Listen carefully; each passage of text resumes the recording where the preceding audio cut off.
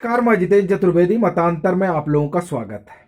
उत्तर प्रदेश का चुनाव दिनों दिन बड़ा रोचक होता जा रहा है, और वो इसलिए भी क्योंकि जो लोग खटिया खड़ी और बिस्तरा गोल करने का दावा करते थे, वो खुद ही अपनी खटिया लेकर इधर उधर टहल रहे हैं।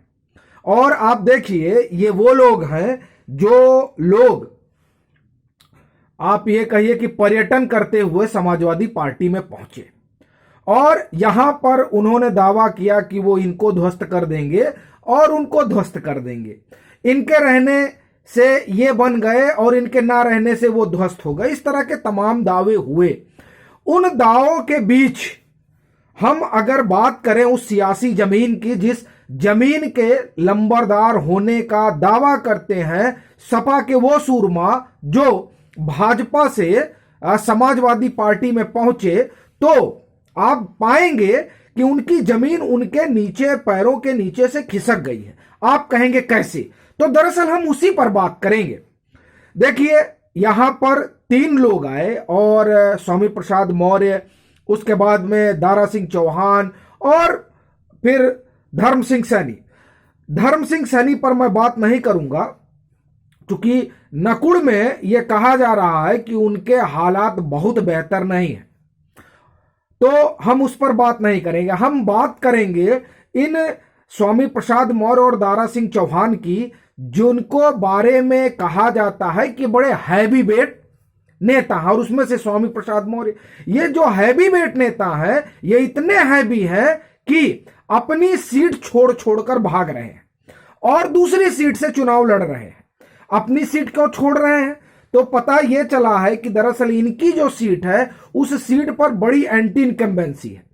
कहा क्या जा रहा है कि भाजपा के खिलाफ नाराजगी है। तो साहब, भाजपा के खिलाफ अगर नाराजगी है तो इन लोगों ने तो सियासी पर्यटन के तहत भाजपा छोड़ समाजवादी पार्टी ज्वाइन कर लिया। अब जब समाजवादी पार्टी ज्वाइन कर लिए तो इनको स्वामी प्रसाद मौर्य को पडरौना से और दारा सिंह चौहान को मधुबन से चुनाव लड़ने में क्या समस्या थी? ये इनकी अपनी सीट है, इस सीट पर ये जीते हैं और सारी नाराजगी तो भाजपा के खिलाफ है। तब ऐसी स्थिति में उन्होंने भाजपा तो छोड़ दी, तो नाराजगी भी छूट गई होगी। अब वो समाजवादी हो गए हैं तो लोग खुश हो गए होंगे और इस वजह से उनको वोट देंगे। लेकिन आप देखिए कि ऐसा नहीं होता नजर आ रहा है।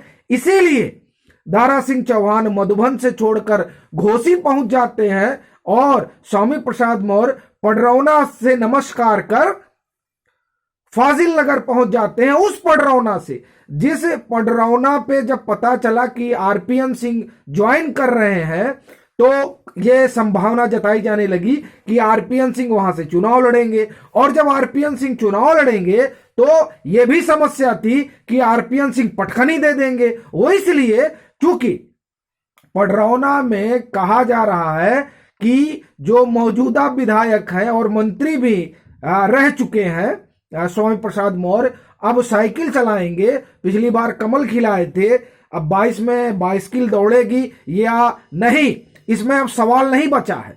क्योंकि अगर 22 में बाइसिकल दौड़नी होती तो स्वामी प्रसाद मौर्य जो है वो पडरौना छोड़ के फाजिल नगर नहीं जाते। और फिर वही सवाल कि अगर साइकिल से सब खुशी है तो पडरौना में बढ़िया चुनाव लड़ना चाहिए था। लेकिन पडरौना में कहा जा रहा है कि मौजूदा जो वहां के जनप्रतिनिधि हैं, उन्हें लेकर लोगों में बड़ी नाराजगी, बड़ा आक्रोश है। इसलिए भी, और दूसरा आरपीएन सिंह के आने की वजह से, और तीसरा भाजपा छोड़ने की वजह से वहां का समीकरण गड़बड़ हो गया है। और उस गड़बड़ समीकरण में अगर अपनी सीट नहीं बची तो बड़ी बदनामी हो जाएगी। और हैवी बेट का जो एक, आप ये समझिए कि ताना बाना बुना गया है, वो हैवी बेट का फलसफा भी छूटा निकल जाएगा। तो इसलिए फाजिल नगर पहुंचे। अब दूसरी तरफ दारा सिंह चौहान बड़े नेता हैं, कहा जाता है कि अपनी बिरादरी के, और ये लोग काशीराम की सोशल इंजीनियरिंग से निकले नेता है। लेकिन काशीराम की सोशल इंजीनियरिंग से निकले नेता कितने सोशल रह गए हैं, वो इस बात का प्रमाण है कि मधुबन सीट छोड़नी पड़ रही है। क्योंकि जो वहां के लोग हैं, वहां से जुड़े हुए जो लोग हैं, वो भी यही कह रहे हैं कि नाराजगी बहुत थी, टिकट कटने का डर बड़ा गंभीर था, भाजपा से चाहते थे घोसी से टिकट दे, भाजपा घोसी से टिकट देने को तैयार नहीं थी। इसीलिए यह हुआ कि भाजपा ही छोड़ दिया जाए ताकि मधुबन से दोबारा चुनाव न लड़ना पड़े और घोसी से लड़ाई लड़ी जाए। तो घोसी से इनका टिकट हो गया। अब बड़ी मजेदार बात यह है कि ये सपा के वो सूरमा हैं जिनके आने के बाद समाजवादी पार्टी और अखिलेश यादव, मतलब जो समाजवादी पार्टी के मुखिया हैं, उनको इस बात का गुमान हो गया कि हम उस समीकरण से बाहर निकल जाएंगे जिस समीकरण के जरिए जीता करते थे, मतलब MY में एड ऑन होगा।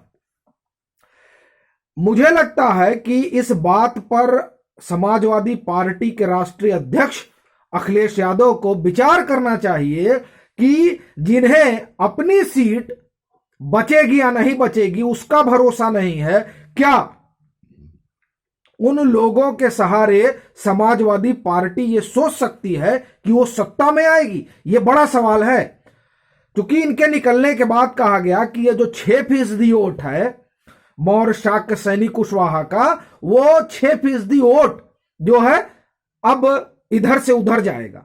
लेकिन तमाम विश्लेषक ये कह रहे हैं कि नहीं, ऐसी स्थिति नहीं होगी। और ये मैं भी निजी तौर पर मानता हूं कि ऐसी स्थिति होनी ही नहीं है, क्योंकि अगर ऐसी स्थिति होती तो जिस पडरौना सीट को सींचा गया, बनाया गया, उसे छोड़कर फाजिल नगर न जाया जाता। एक बात। दूसरी बात यह भी होता है कि आखिर क्या वजह है कि जहां से इनके पुत्र लड़ रहे थे उस सीट को भी ये लोग, और जबकि आप ये कहिए कि माना जाता है कि वही उधर जो इलाका है प्रतापगढ़ वाला इलाका, वही इनका जो है गृह नगर माना जाता है, गृह जनपद माना जाता है।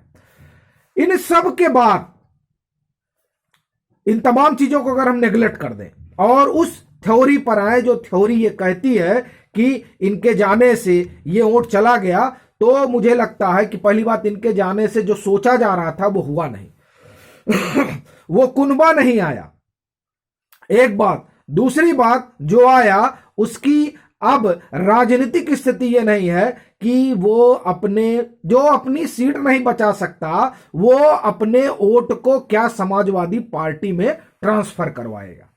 ये चीजें हमको ऐसा लगता है कि जो टेलीग्राफ में खबर हुई थी, नलिनी वर्मा ने की थी कि दारा सिंह चौहान इनसे जहाज में मिले थे आज से साल भर पहले, और वहां उन्होंने कहा था कि नहीं, हम आपके साथ जुड़ना चाहते हैं, और उस बात को लेकर साल भर अखिलेश यादव ने विचार विमर्श किया। मुझे लगता है कि अखिलेश यादव का ये विचार विमर्श बड़ा सही था कि इन लोगों को लेना ठीक नहीं रहेगा, और अब ऐसा लगता है कि वो जो उन्होंने सोचा था वही सही था। बाद में उन्होंने जो निर्णय लिया उस निर्णय पर कहीं ऐसा ना हो कि उन्हें दोबारा विचार करना पड़े, क्योंकि यह बात ठीक है कि राजनीति संभावनाओं का खेल है, लेकिन संभावनाएं उनमें तलाशी जाती हैं जिनमें संभावनाएं बची हो।